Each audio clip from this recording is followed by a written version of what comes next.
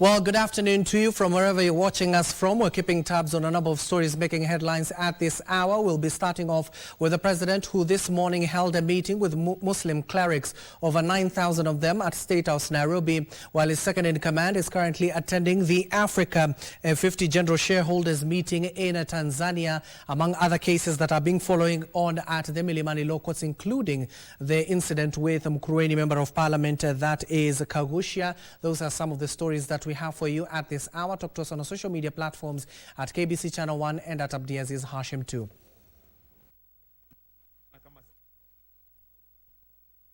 Bottom end of the screen is Lensa Odingo. And we start off at the House on the Hill, where President William Ruto now says that he is ready to be assessed by Kenyans on his pre-election pledges and what the administration has implemented so far ahead of the coming general election. Speaking after hosting Muslim religious leaders at State House Nairobi, the head of state defended his administration, stating that it has achieved what it set out to implement in key sectors such as development, education, agriculture and health. The head of state at the same time took a swipe at the opposition for resorting to threats, coercion and messages that could divide Kenyans along ethnic lines.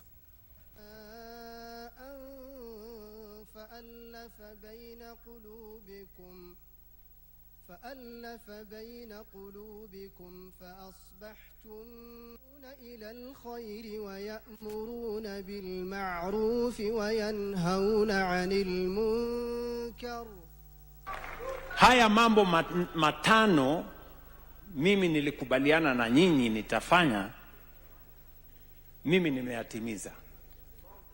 Na mimi niko tayari munifanyie mtihani mwaka ujao. Si ndio? Niko tayari.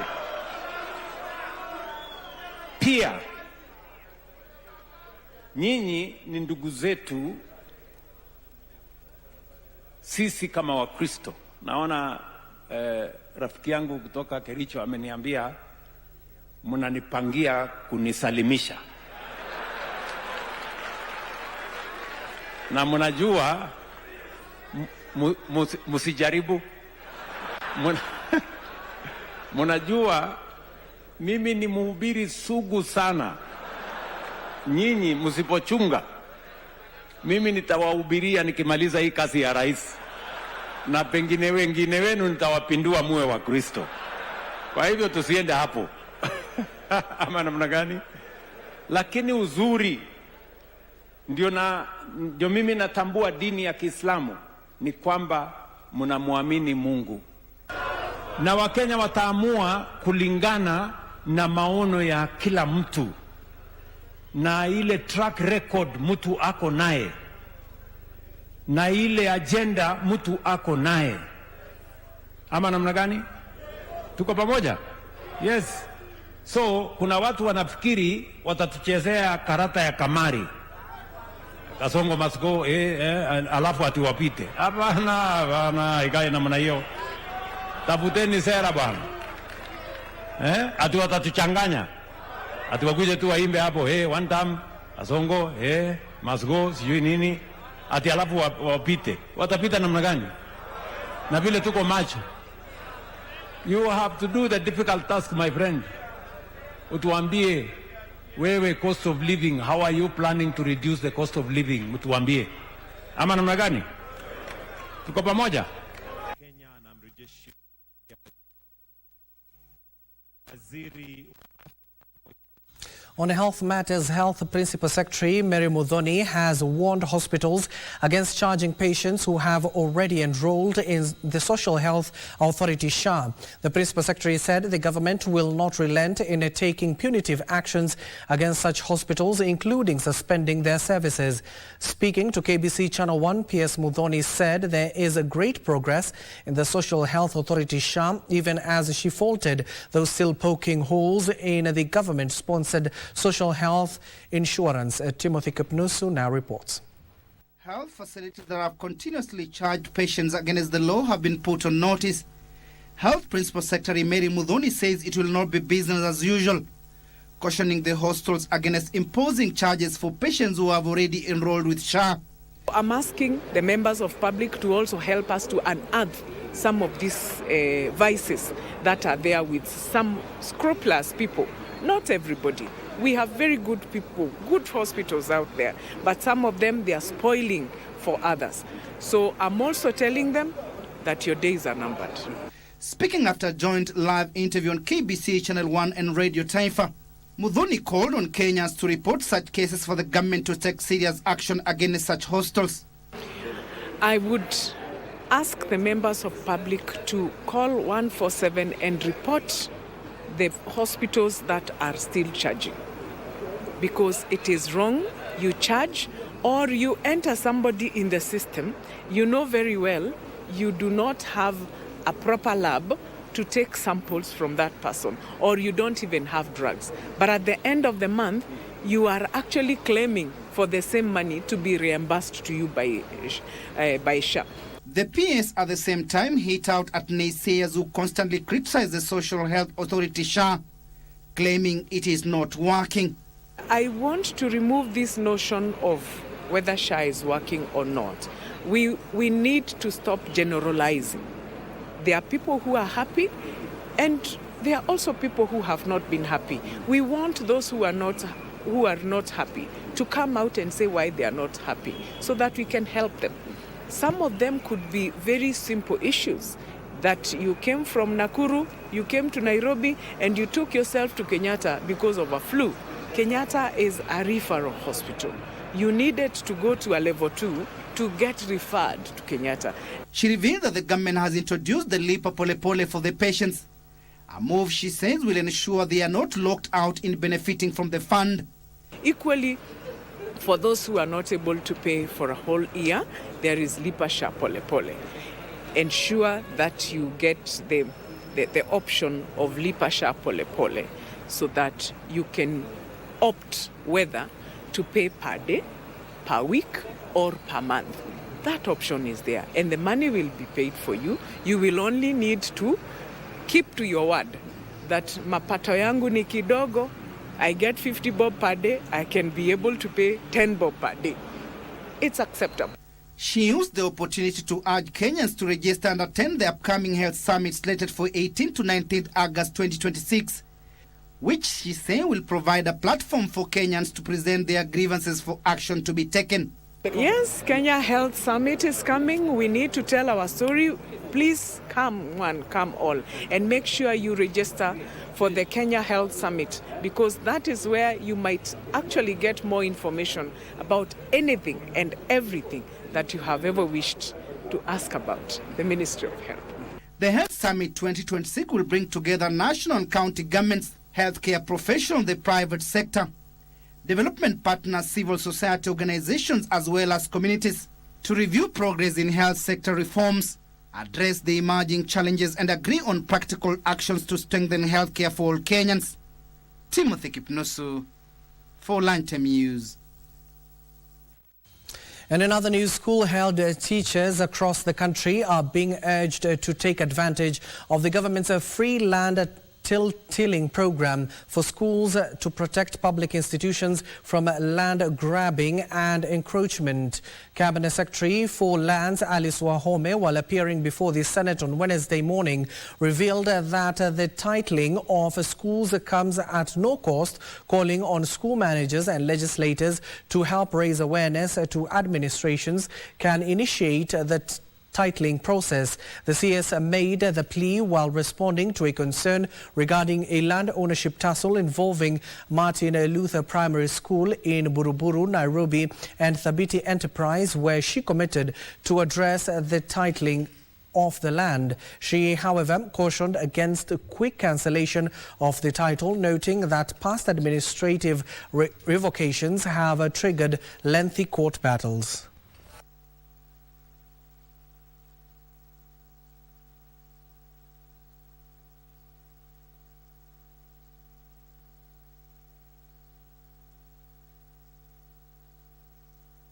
Je, kuna mpango wowote wa kiserikali wa kuhakikisha kwamba shule zote zinapewa title deed badala ya kungojea mambo yafanyike. Because I remember there was a time when the government said that they were going to process titles for all the schools in the country.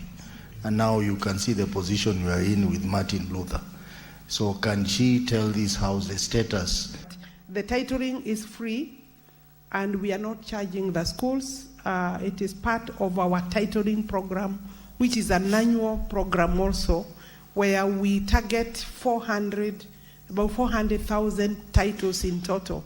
But for school, it's a separate program that we are working on, and I can provide a report in due course. But it's also important that the managers of the schools and any member of parliament or senator can also support in terms of sensitization so that the schools provide the necessary records. You have established that there was an error, that the school was there before this allocation was made to the BT. I think what you should be telling this house is that we, as a Senate together with your ministry, should go to the ground and ascertain the facts. If these people have never been on occupation, why is it not possible for your ministry to cancel that title for the BT so that the school can continue to operate in the space that it has always operated? I have said that I have found that there was a title, another title, and the school did not seem to understand, one, that they did not have a title at all. They have not engaged my office. And I am not saying we will not get to the school. All I'm saying is that I needed more time and we will be looking at that. I will not be able to commit here that I will cancel the title. What I will commit to do is to understand how the two seem to have, a title seem to have been issued by the commissioner, and it is not for yesterday. Elsewhere, the Nairobi County government, in partnership with community health organizations, has intensified public awareness campaign in Kamkunji sub-county to promote the importance of breastfeeding. The initiative, organized by the HESED Africa, is part of activities marking World Breastfeeding Week, aimed at encouraging communities to support and promote breastfeeding to the newborns. The campaign will help to equip new and young mothers with the knowledge on proper breastfeeding techniques, maternal nutrition, and the benefits of breast milk for a child's healthy growth and development. The health officials said infants should be exclusively breastfed for the first 6 months of their lives to strengthen their immunity and protect them from common childhood illnesses.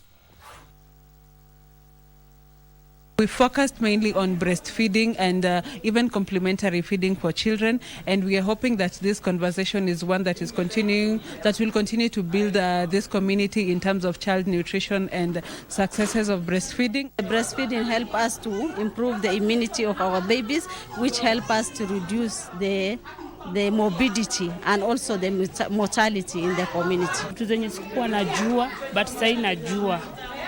Na pia nimeelewa vitu zingine venye unafaa kunyonyesha mtoto. To education matters now, universities and TVET institutions across the country have been challenged to leverage the use of artificial intelligence AI in their operations to improve financial management, strengthen accountability, and ease reporting requirements. Speaking at the Kenya School of Government, education stakeholders noted that AI is already helping institutions prepare financial statements faster by integrating the government platform, including eCitizen and the National Treasury, allowing them to process payment, store financial records securely, and retrieve information instantly. They also dismissed the fears that artificial intelligence will eliminate jobs, terming it an important tool for enhancing transparency and accuracy. This is a tool of its kind because it's coming to help institutions, especially to prepare financial statements. It's a process that we started in 2024. It has been under trial, and now we officially launch it. We have partnered with Optimum to provide for us the ERP that we're using for our services, that is preparing our financial statement and of course managing all our records in terms of student data. It has assisted us in managing the student in terms of admissions, We are able to capture their details. We are able to allocate hostels. So when we require to print the students' identity cards, that does not take long. I want to encourage the people who are in institutions that AI is not actually coming to replace you in your workplaces, but it's coming to enhance and make actually the reporting to be accurate. Leadership wrangles have erupted at Mukamuku Farmers Cooperative Society in Machakos County after members voted to eject the society's officials of alleged mismanagement and installed an interim team to run its affairs pending fresh elections. The outgoing leadership has, however, dismissed the allegations. Members of the society met at its headquarters in Donyo-Sabuk, where they unanimously appointed a supervisory committee chairman Mutisia Mutevu to take charge until fresh elections are held. The members accused the outgoing management of misappropriating society property worth millions of shillings.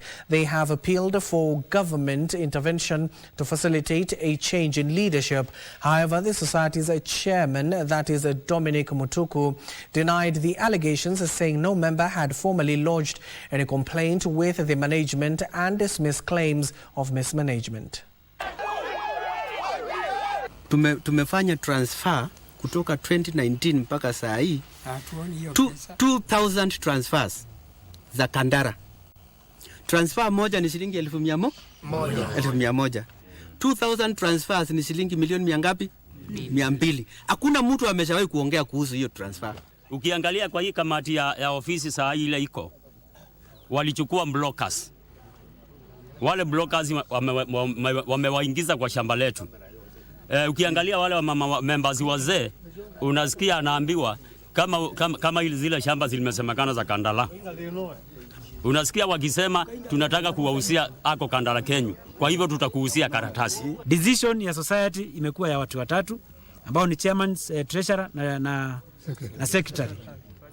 Hao wenyewe ndio wamejigawia mashamba ya memba, hao wenyewe ndio wanaibia memba fedha zao, na hao wenyewe wanatumia hizo pesa kudhulumu mwanachama. Now to a rather tragic turn of events, residents of Kapsigak village in Kapkirel location, Nandi South Sub-County, are mourning the death of Noange Teach, who allegedly died after a confrontation with a pastor over a 1,000 shilling debt. The suspect, who is also a livestock trader, reportedly confronted the deceased during a market day at the Cheporok market in Hamisi, Vihiga County, and demanded repayment of the said money. The disagreement is said to have escalated into a fight in which Ngetich collapsed. He was rushed to a nearby health facility but was pronounced dead. His body was later moved to the Vihiga County Referral Hospital mortuary. Back at his home in Nandi County, grief has engulfed the family, with relatives struggling to come to terms with this sudden loss. His widow said her husband had woken up healthy, had breakfast and left for the market as usual. She said she later received a call from their son informing her that his father had been injured, before receiving another call moments later confirming he had died. The family described Ngetich as a peaceful and humble man and is now calling on the government and investigative agencies to ensure the suspect is brought to justice. Habari hii nilipata saa zile nilikuwa nimetoka nimeenda kazini, nikapigiwa simu na kijana akiniambia baba ameumizwa. Nikamwambia kimbia uone, alafu utakapofika hapo uniambie vile iko. Simu ya pili akanipigia akaniambia uko wapi? Baba ameshaaga. Mimi nikachukua nafasi yangu nikakuja kwenda kufika huko. Nikapata kama tayari ameshaaga. Sikuuliza neno lolote na nikakaa tu mpaka saa hii. Sikuuliza mpaka saa hii.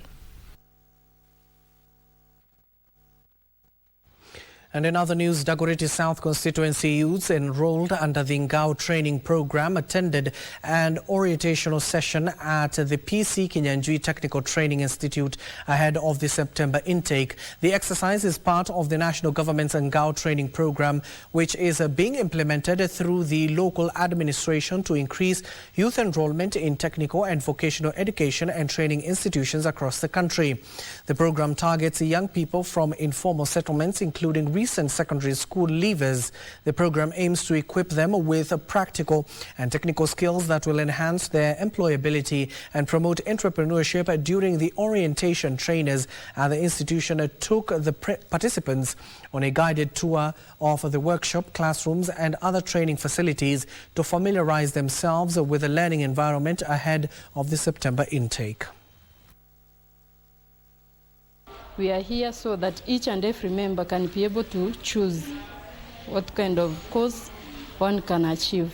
Tuliletewa information kwa ground juu ya hii mafundisho ya wale wenye ambao wanaweza hitaji kuendeleza masomo. We have been taking around students to show them what we have in the PC Kinyanjui. Apart from business courses, we have also caregiving, we have social work, and we have the counseling psychology and child care protection.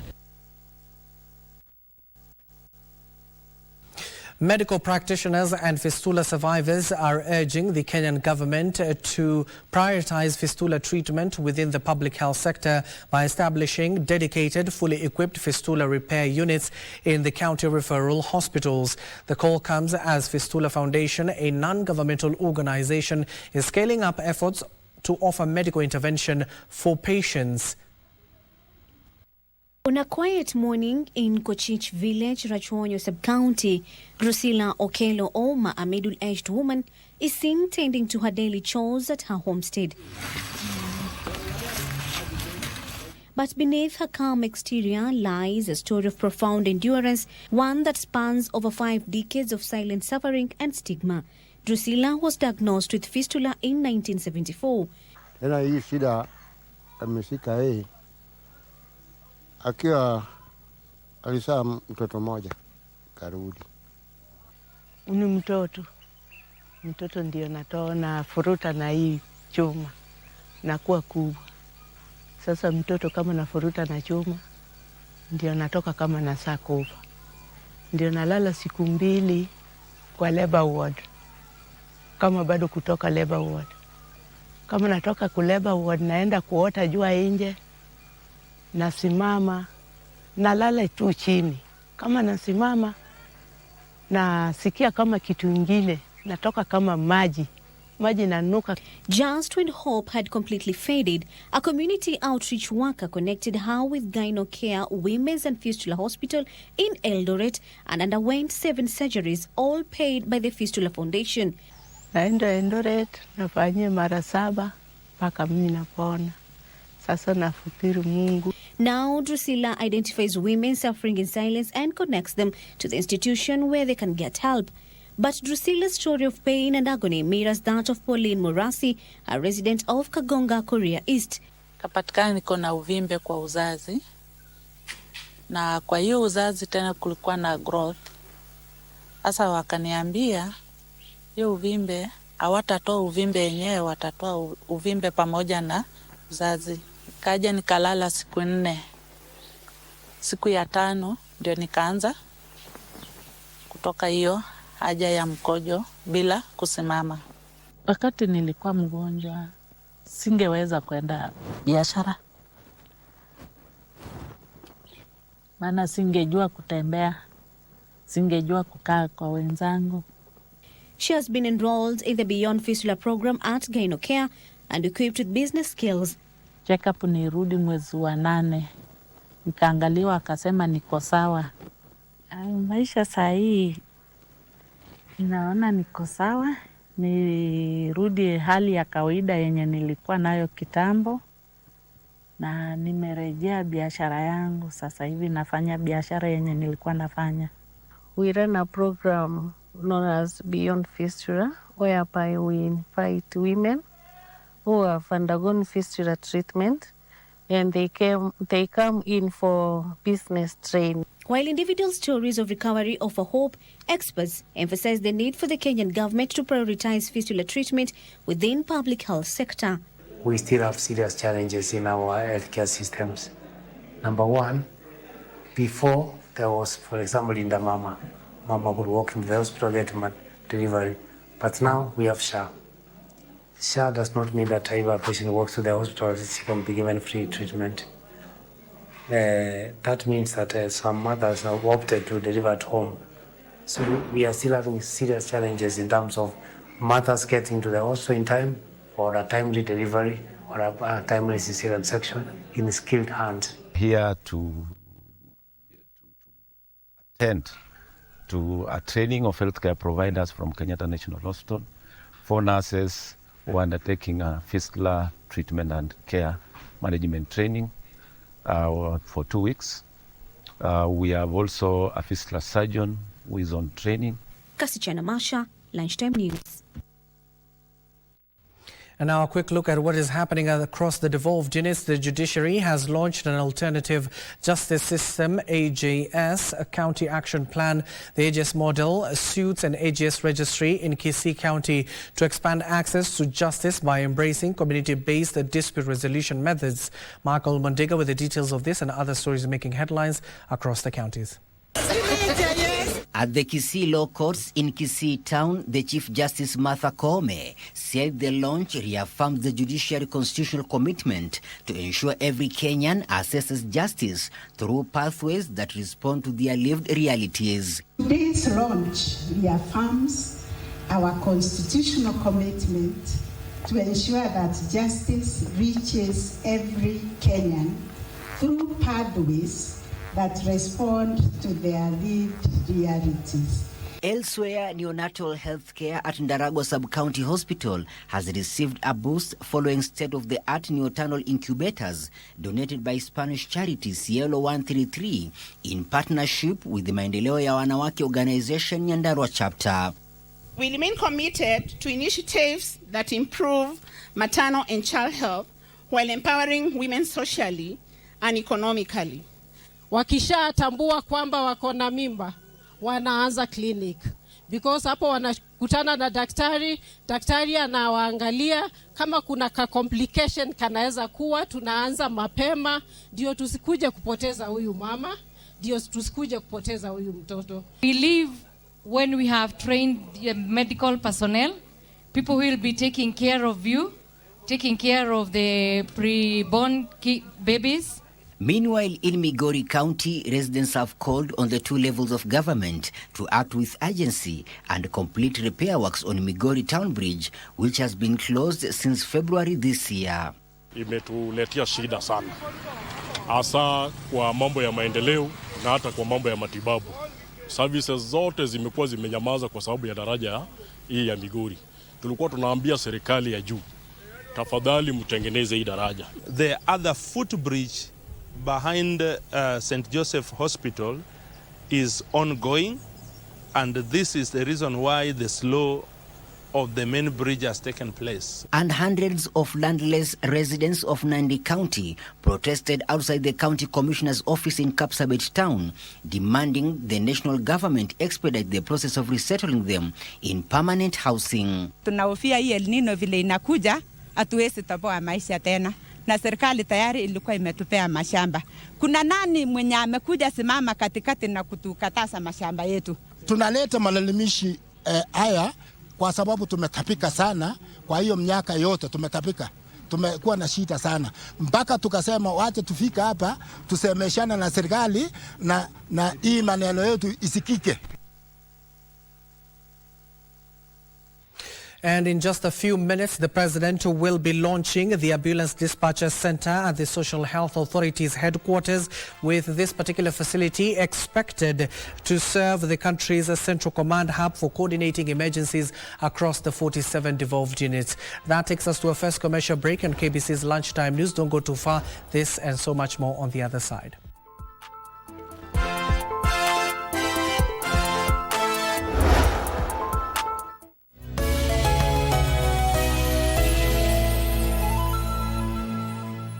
save for retirement? Kwani mimi ni mzee? I'm still young and I've got plenty of time to start saving later. Then again, si watu wa jua kali, hatunanga hizo ma pension plans. Kwani ujui unaweza register with an individual pension plan yenye iko regulated na RBA? Inawakaje? Una deposit any amount of money at any time na uko guaranteed ukikuwa mzee. Maisha yako itakuwa nywe. By the way, nakushua ni ukweli. Hadi mimi boost savings zangu kwa scheme yetu ya job. Really? Nilijua siwezi kuwa kijana forever. Sis, usikose kujipanga mapema. Tutakuwa wazee wa maana. Ebu nionyesheni kuwa mzee wa maana. Ensure you save and plan for your retirement during your youthful working days. Provided you are earning an income, you can join a retirement benefit scheme registered by Retirement Benefits Authority and safeguard your tomorrow. RBA, safeguarding your retirement benefits.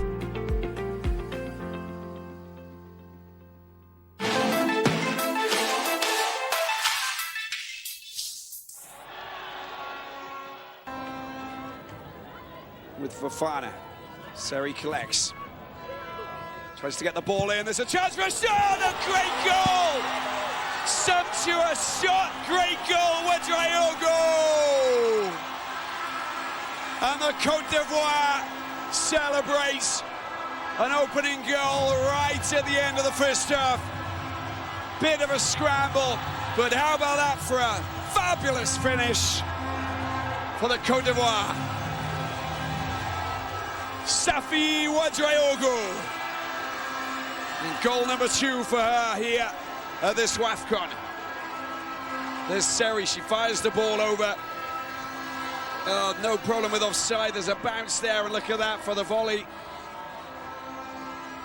Off Diane, then she just turns, shoots, and hits a beauty that flies past Nusra Abbas. She can do nothing. An opportunist strike with that fine left foot of hers.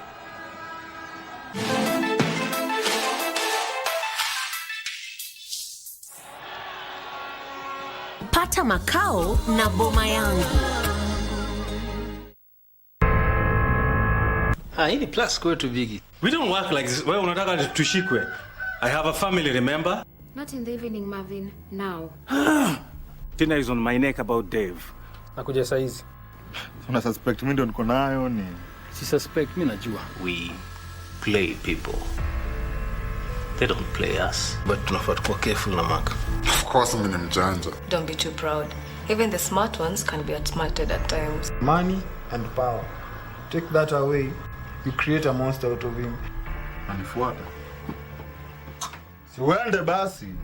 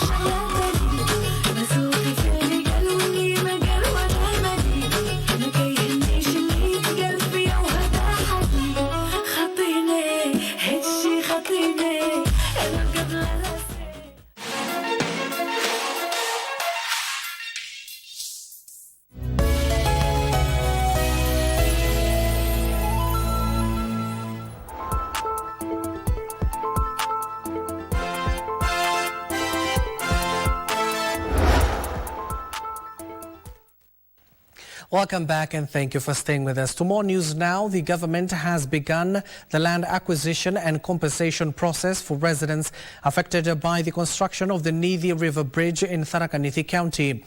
The exercise paves the way for the implementation of the long-awaited infrastructure project aimed at improving transport links and boosting economic activity in the region. Speaking after meeting residents said to be affected by the project, the ministry's compensation supervisor Advisor John Nyamwea said a public notice listing the affected parcels has already been issued. Nyamwea called on landowners to present themselves for verification within 2 weeks, saying the process will ensure compensation is paid to the rightful beneficiaries in line with the law. The ministry says the construction works have been allowed to begin on the lower section of the project near the river, where land acquisition has already been completed, even as verification continues in other areas.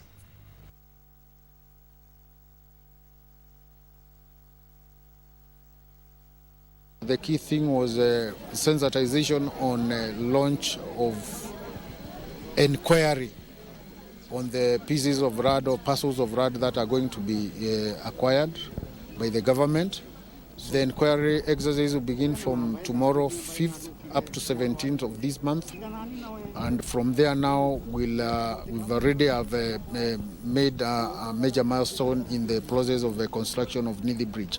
They will need to start doing the columns that will carry the bridge early enough, and therefore we had to give them early entry or early access so that the work for the section that they are doing columns begins early enough. Mungu ametujalia, imesemekana tutalipwa. Hii nimeshika ni gazeti notice na inaonekana kutoka kesho watu wa kwanza wataanza kulipwa kutoka kesho. Now, hundreds of youths operating car wash businesses in Mlolongo along the Nairobi-Mombasa highway woke up to a rude shock after their businesses' structures were demolished at night by officials allegedly from the Kenya National Highways Authority, KENHA, without a prior notice. The operators are questioning why KENHA selectively targeted their businesses and left others untouched. Our effort to get comments over the incident from KENHA Athi River officials did not bear any fruit. Tulikuja tukabomolewa without notice. We were not given any notice. Even there's nobody akona any notice letter. Vile walikuja wakabomoa, tukasikia there is watu wale wanataka tubomolewe ili wakuja waweke containers ama waweke biashara zingine. Ukienda from Syokimau, Mlolongo, all the service lanes are occupied with car wash and other small businesses. KENHA on the wall that is off Mombasa Road. Ni nini mnataka kujenga? Tuliweza kuongea na afisa wa KENHA ambaye alikuwa hapa ground. Lakini maneno alikuwa anaongea, tukimuuliza maswali hakuwa anajibu. Anasema ni instructions from above. Which instructions from above? Community leaders in Kwale County have called on Mining and Blue Economy Cabinet Secretary, that is Ali Hassan Joho, to convene a forum with the coastal communities to ensure they directly benefit from the country's blue economy agenda. The leaders said the sector is yet to deliver meaningful employment and economic opportunities to the local youths. Speaking during a meeting with opinion leaders in Lungalunga Sub-County, Kwale County, Kaduasili Party leader Mudzo Wanzili urged the Ministry of Mining and a Blue Economy to engage communities living along the coastal line from Vanga to Kipini to develop practical strategies for expanding youth employment in fisheries, marine transport, aquaculture and other blue economy value chains. Blue Economy ilikuwa imeanzishwa, nia yake ilikuwa ni kufaidi vijana wa Kenya nzima, lakini hususan vijana wa pwani. Ambia wale ambao wanaiendesha Blue Economy vibaya, wacheki ile original document ili vijana husika, vijana wa Kenya, vijana wa pwani wafaidike.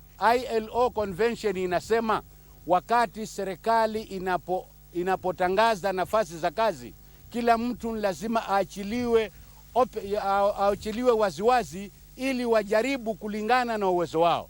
Lakini uajiri wa Kilindini uliofanywa juzi ulifanywa kimakosa, vijana wa pwani walidhulumika.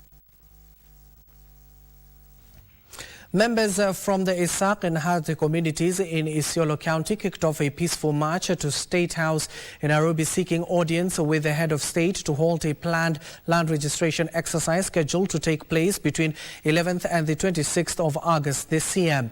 The community is describing the National Lands Commission-led exercise as flawed and ambiguous, with the county government being called out for claiming ownership of approximately 1,400 square miles of their ancestral land. The locals are subsequently calling for a comprehensive review with community participation. Tumedhulumiwa kwa muda mrefu, tumenyanyaswa kwa muda mrefu. Leo kilio chetu, tumemkabidhi kijana wetu, anatembea na mguu kutoka hapa Isiolo. Tumeandika mabarua, tumefanya demonstration mingi, hatujasikika, lakini leo tunataka asikike kwa kutembea kwa mguu. Tumekuwa marginalized people, tumedhulumiwa sana. Ardhi yetu ambaye tuko tunaishi all over Isiolo tumenyang'anywa na tumetupwa nje.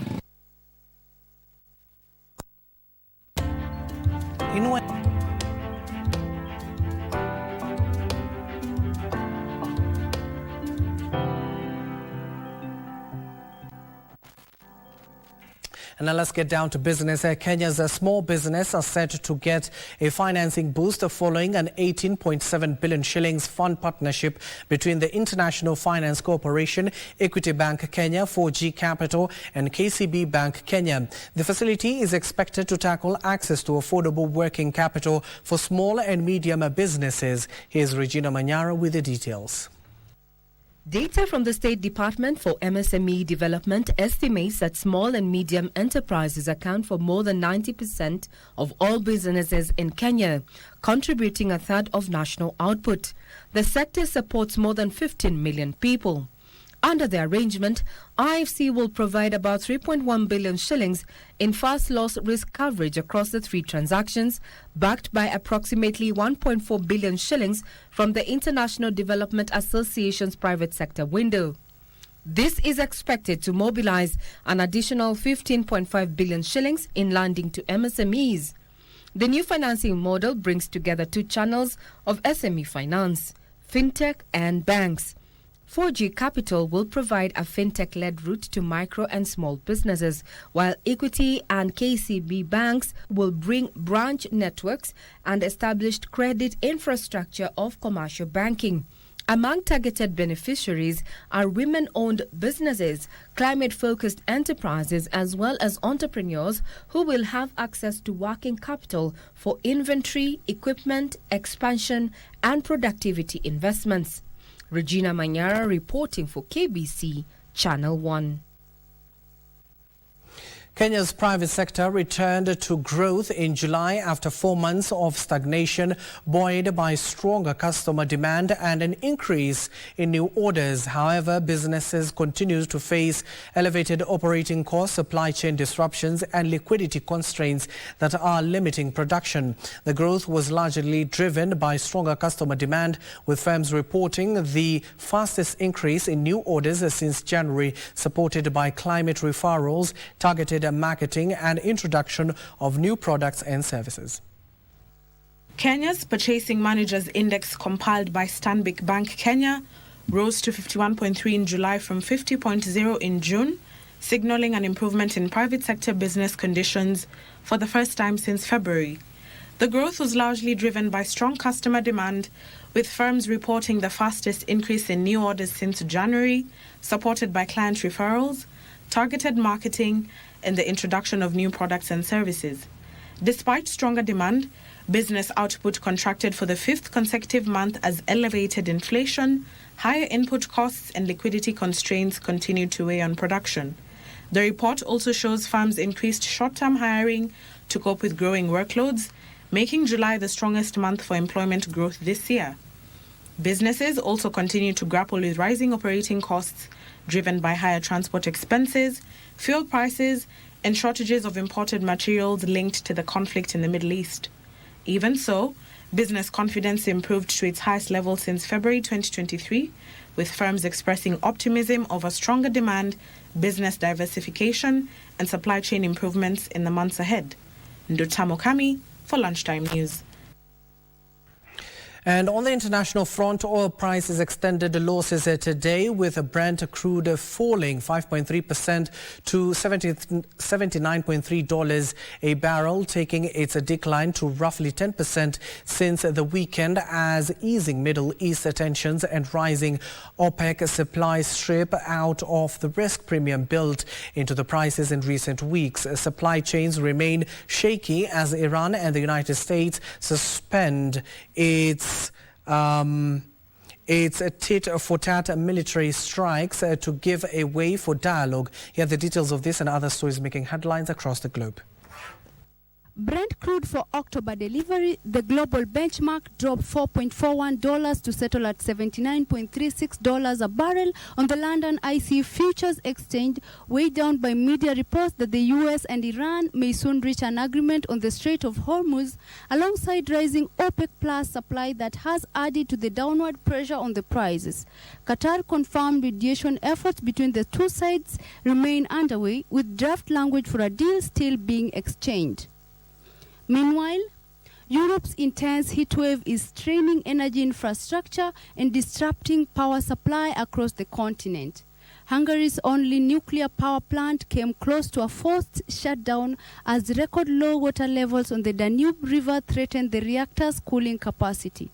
The Danube's historic lows are also disrupting shipping and industrial operations more broadly, with receding water levels exposing sunken World War II-era wreckage in Romania and Serbia as evidence of just how far river levels have fallen. Greece continues to battle wildfires driven by the dry conditions, adding further strain to emergency resources and regional infrastructure as the heatwave persists into August.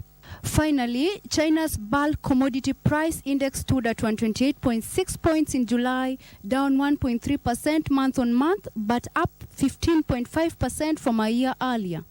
Chemicals, ferrous metals, and minerals all declined on the month, weighed down by softening international crude oil prices, seasonal demand patterns, and extreme weather, including high temperatures, heavy rain, and typhoons. Agricultural product prices rebounded slightly, supported by tight supplies and rainfall-related disruptions to certain crops.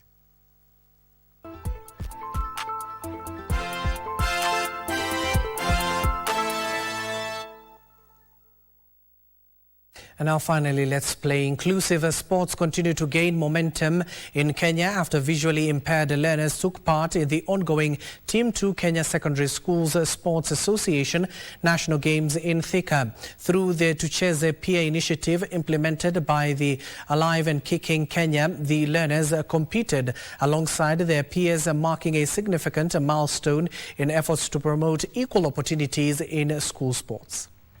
The ongoing National Secondary School Games has seen the participation of visually impaired students, supported through the Tucheze Pia program by Alive and Kicking Kenya. The learners showcase their abilities in adapted sporting disciplines, including goalball, soundball, and chess, proving that disability is not a barrier to talent, determination, and excellence. We actually have seen a lot of improvement, because we were equipped with more skills. We understood the game quite better. This project has touched on the two, so play is make access to play. So we are very happy to see that we have been able to have these special needs education children, to be specific, the visually impaired. The initiative aims to ensure that learners with visual impairments enjoy the same opportunities to participate in competitive sports as other students, while promoting confidence, teamwork, and social inclusion through sports. I'm very happy to see the standard has gone up, because we were very happy to train teachers. The ministry ensures total inclusivity of learners with special needs, both in the classroom and in co-curricular activities. Frederick Mwoki for Lunchtime News. Elsewhere, former African champions of South Africa booked their place in the quarter-finals of the ongoing CAF Women's Africa Cup of Nations with a hard-fought 1-0 victory over Burkina Faso in their final Group B fixture last evening. The lone goal was scored in the 21st minute when Thembi Kangitana finished from close range after a well-worked move involving Fikile Mangama. Meanwhile, Cote d'Ivoire sealed a top spot in Group B after a 2-1 victory over Tanzania at the Larubi Zoli Stadium.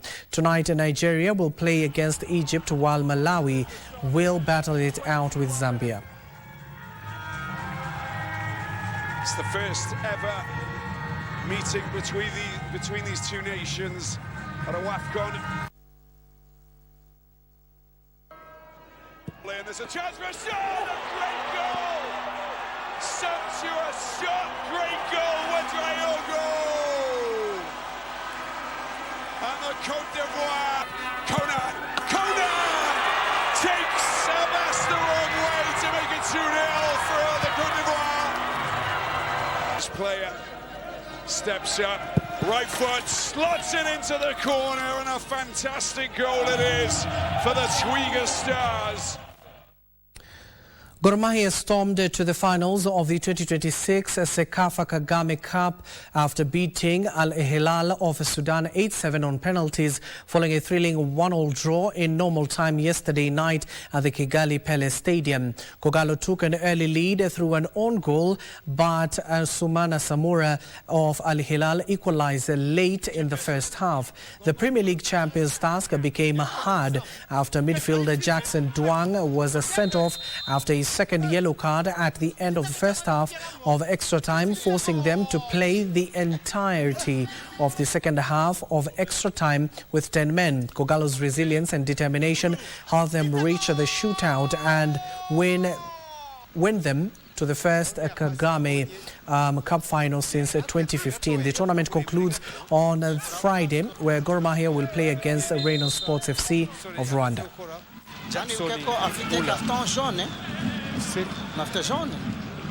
iraza kwa red card baruwa imuhaye kare akinjira urabyibuka akinjira karita y'umuhondo ini ya kabiri karton rouge utanga rouge tayari azibumeka shota shota shota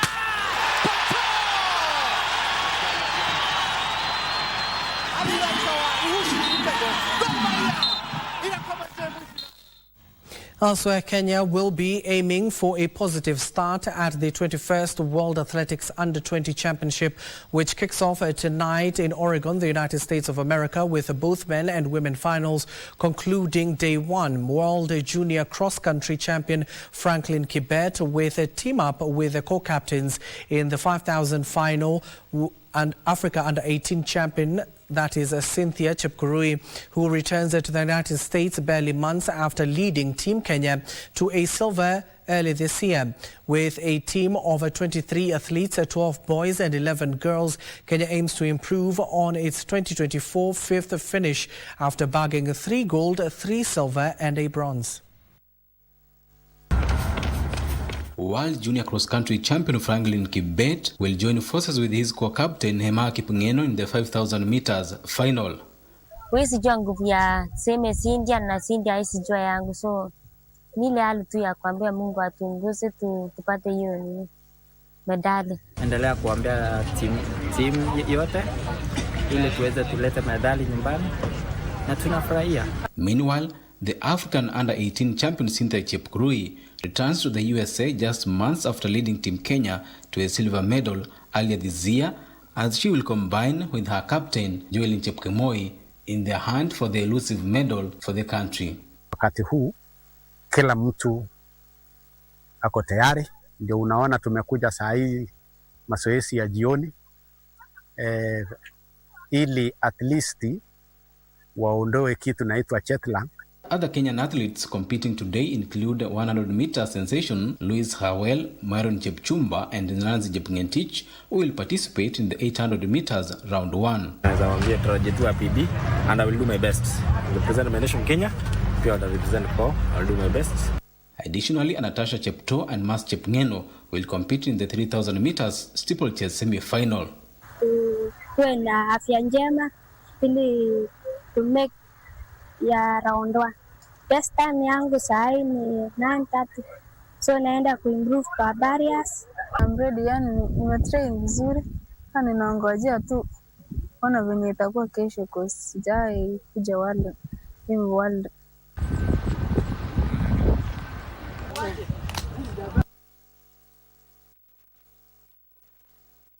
And now finally, Nakuru Rugby Football Club have received a major financial boost ahead of the 2026-2027 Kenya Cup season after healthcare technology firm Smart Appliance International Limited renewed its sponsorship with a 3 million shilling package aimed at strengthening the club's preparation and improving players' welfare. The sponsorship unveiled at the Nakuru Athletic Club marks the second consecutive year of a partnership between Smart Application International and the former Kenya Cup champions. The funding will support both the men's and women's teams as they intensify preparations for the new campaign.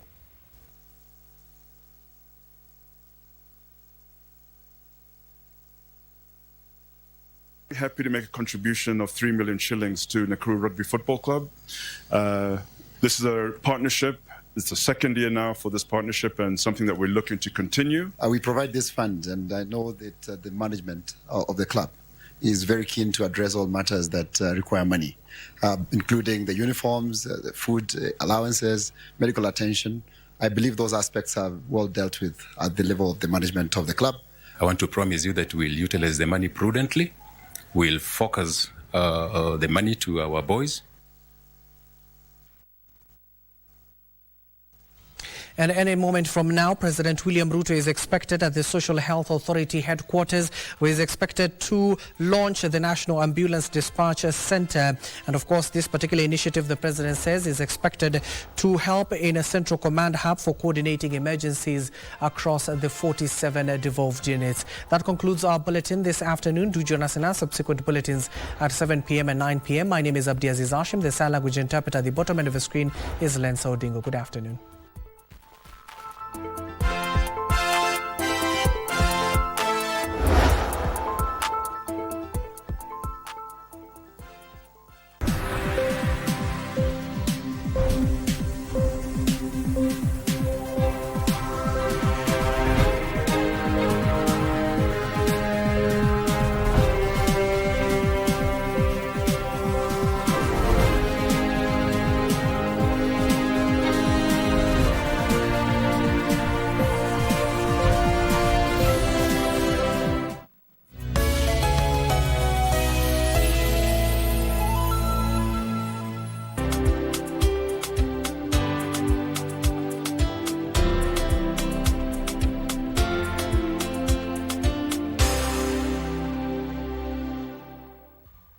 Get ready for a captivating continental football extravaganza. KBC Channel 1 brings you exclusive coverage of the 2026 Women's Africa Cup of Nations, WAFCON.